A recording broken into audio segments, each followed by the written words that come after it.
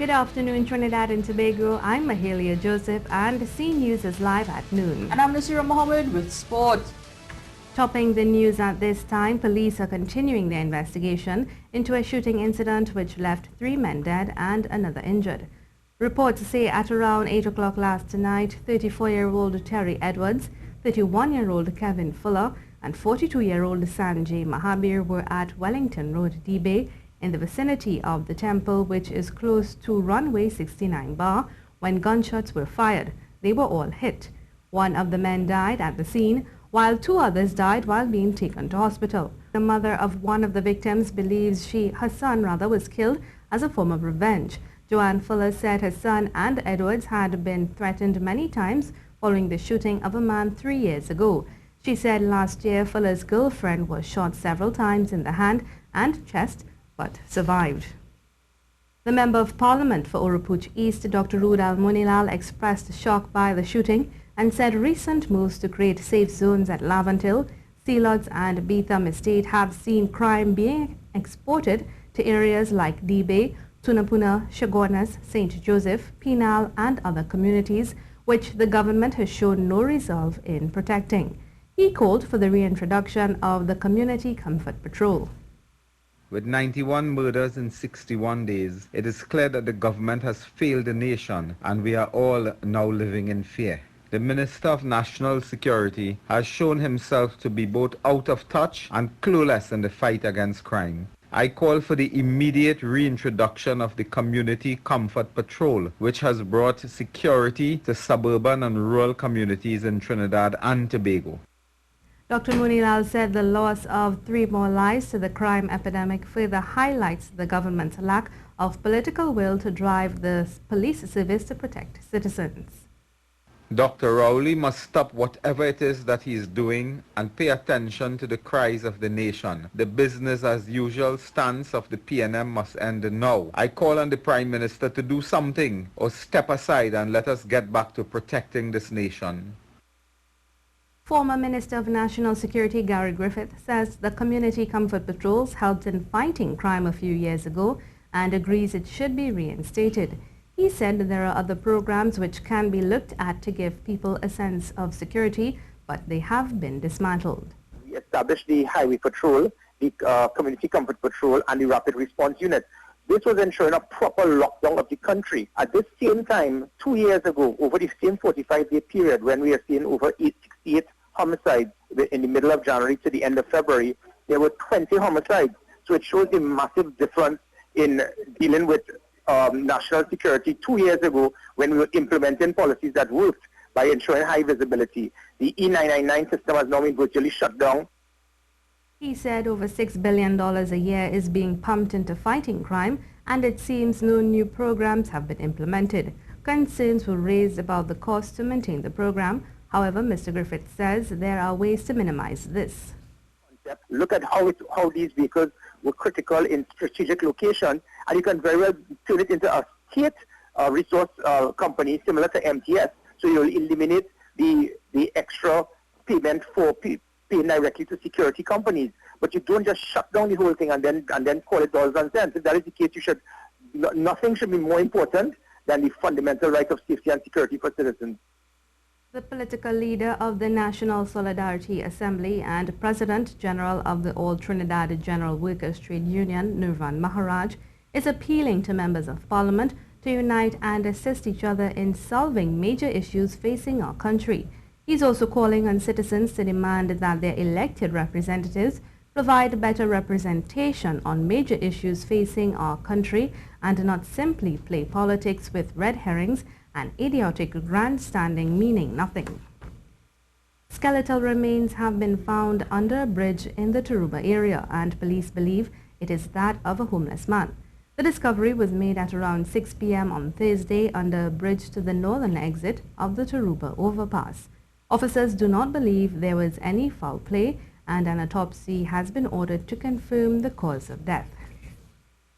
This is the C News Live report at noon. Remember, you can keep up to date with all the latest news on our website at ctvtt.com, or you can check out our Facebook and Twitter pages at C News Live.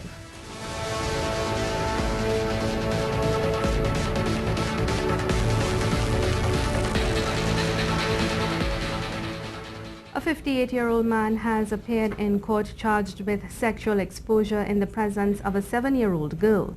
A video began making the rounds on social media on Thursday.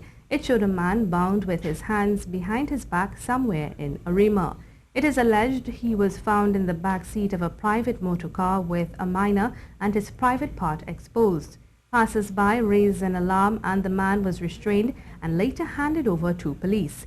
He appeared before an Arima magistrate this morning. We will have more on this story in a subsequent newscast. To some other news now, citizens are urged to continue to exercise caution as rough seas continue. The Met Office said rough seas will continue to affect the northern coastlines of the country for the next 3 to 4 days, with wave heights reaching above 3 meters in some areas. It said currently wave heights are reaching 3.0 meters in open waters and up to 1.0 meter in sheltered areas. Small craft operators, sea bathers, and all other marine interests are asked to exercise extreme caution in any sea-related activities. And now for a look at the weather. A few showers may be heavy at times during the mid to late afternoon, particularly in southern areas of Trinidad. Tonight, cloudy conditions will persist with showers in a few areas.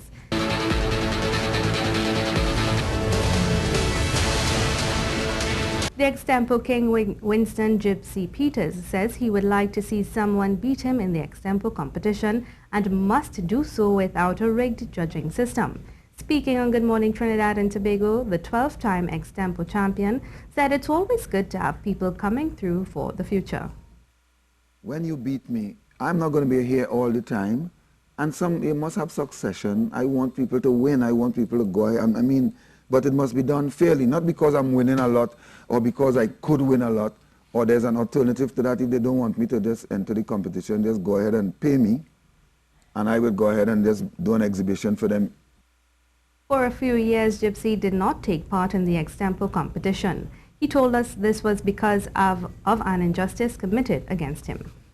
We in this country have to set aside things. We have to learn that you cannot always associate the person with what he's, with his art. That's a whole different thing. When I'm in politics, you don't like my politics, that's fine. But if I'm good at what I'm doing, I'm just good. You know, and I'm saying I am just good, but I'm saying this for anybody. And if you're there as a judge, you must judge fairly. Yeah. It's illegal to live stream events which you are not authorized to broadcast. The point was emphasized by entertainment and sport lawyer Carla Paris on Good Morning Trinidad and Tobago as she answered some questions as to the legality of people broadcasting live content on the internet.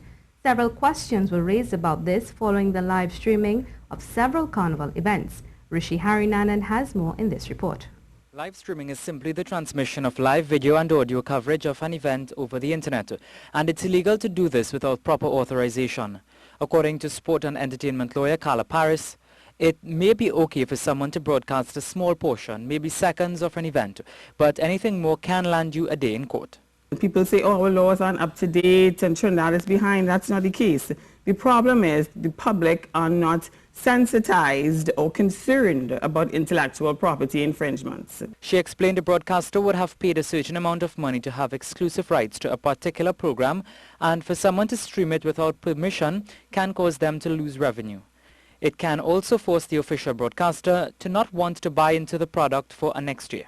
Based on the fact that you have this exclusive right to broadcast this event, you then can garner more revenue from advertising. So you'd have sponsors come on board, you'd have specific advertisers. You would notice, for example, on some of these screens, like, let's say you're watching an event on television or you're watching it on the internet, you've paid per view or whatnot, you would see that at the bottom of the screen there might be some sort of food company, you know, putting an advertisement, or car company, or whatever it is, you know, perfume or whatnot. That's revenue. Unauthorized streaming also diminishes the value of the product, even if it is not for a profit. The Copyright Act is very clear that performers, owners of broadcast, owners of sound recordings, recorded music, they have the right to say whether or not they want their content to be rebroadcast. A person can face a criminal sentence if they broadcast an event without proper authorization. Rishi Harinanan, CNews. A carnival symposium was held on Thursday to engage in discussions with academics in the disciplines of culture and the arts in an attempt to better improve the carnival product locally. Head of the Department and Lecturer of Culture and Communication Studies, Dr. Marit Ford, says news events influence the songs artists sing about, which contribute to the historical archive of the country.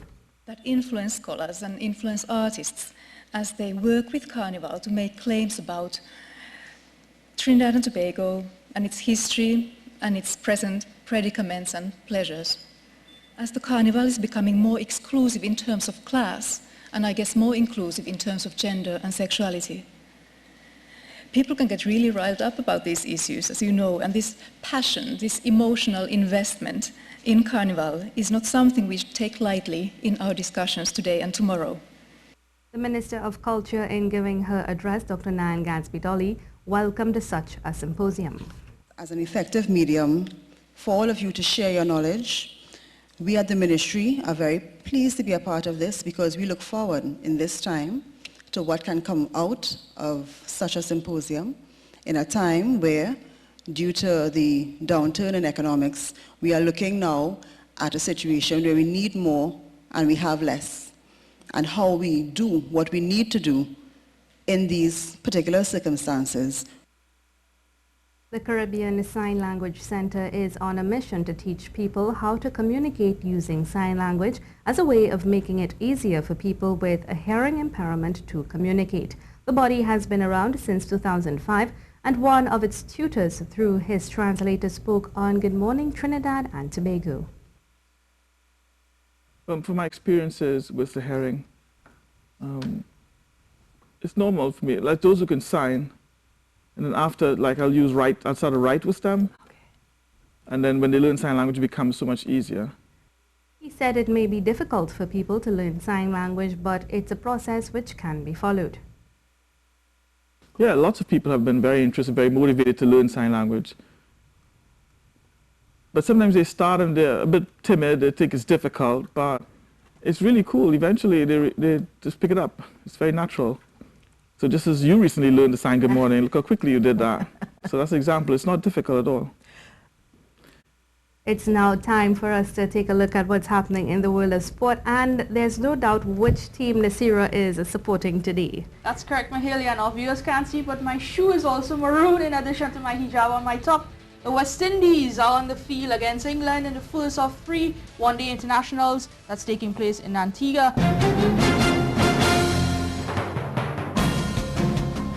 After slipping up in the TNT Marathon recently, Tonya Nero gets another chance to make amends as she leads a powerful road running team in this weekend's NACAC Cross Country Championships at the South County Regional Park in Boca Raton, Florida on Saturday. Nero ran a solid race and finished in second in the marathon with a good time of 2 hours, 56 minutes and 33 seconds, a second fastest time over the distance. But now she is hoping to taste victory over the shorter 8-kilometer course in Florida. She will be joined by Samantha Shukla in the women's field. On the men's side, TNT will be led by veteran distance runner Curtis Cox, who, like Nero, also finished second in the recent TNT International Marathon. TNT's 2016 Male Runner of the Year will be joined by Matthew Hagley, Shervan Babulal, Jules Larode, Elvis Turner and Colin Pereira in the 8-kilometer grind. The team will depart Piaco on Friday and returns on Sunday. And the Sir Frank Worrell Lecture Series is back, and there is a weekend of activities planned for this, the 50th year of his death, beginning on March 10th. Ken Fuentes was present for the launch of the series that honors the legendary West Indies captain. The Sir Frank Worrell Memorial Committee was set up in 2007, and since then has been commemorating the death of the legendary West Indian captain, who was the first black captain of the regional side. Among the committee's other endeavors include a blood drive that began in 2009, following Sir Frank Worrell's decision to donate blood to former Indian captain Nari Contractor, who received career-ending injuries in February 1962 while playing against the West Indies. This year's lecture will have a very special guest. It is my pleasure to announce that on Friday, March the 10th, 2017, we will host the Sir Frank Worrell Memorial Lecture, with this year's speaker being the legendary international broadcaster, Sir Trevor MacDonald. The last remaining member of the famous 3 Ws, Sir Everton Weeks, who together with Sir Frank Worrell and Sir Clyde Walcott made up that impressive trio, will also be present and honored. Also on that evening, the Sir Frank Worrell Memorial Committee will honor Sir Everton Weeks with the Noble Spirit Award for his contribution to West Indian life and in particular cricket. Chairman of the committee, Ainsworth Harewood, says that they also have plans to invite schools to the event, but says while it is proving difficult to reach young minds to educate them about cricket, they hope that by a new app they plan to introduce will assist in this regard. Through the Sir Frank Worrell Committee, we have to get to the minds of these youngsters. And the way to get to their minds would be essentially through the technology, the modern technology. And we are moving in this direction. The lecture is March 10th at the Central Bank Auditorium from 7 in the evening. Kent Fuentes, C Sports. And that was your sport report for today.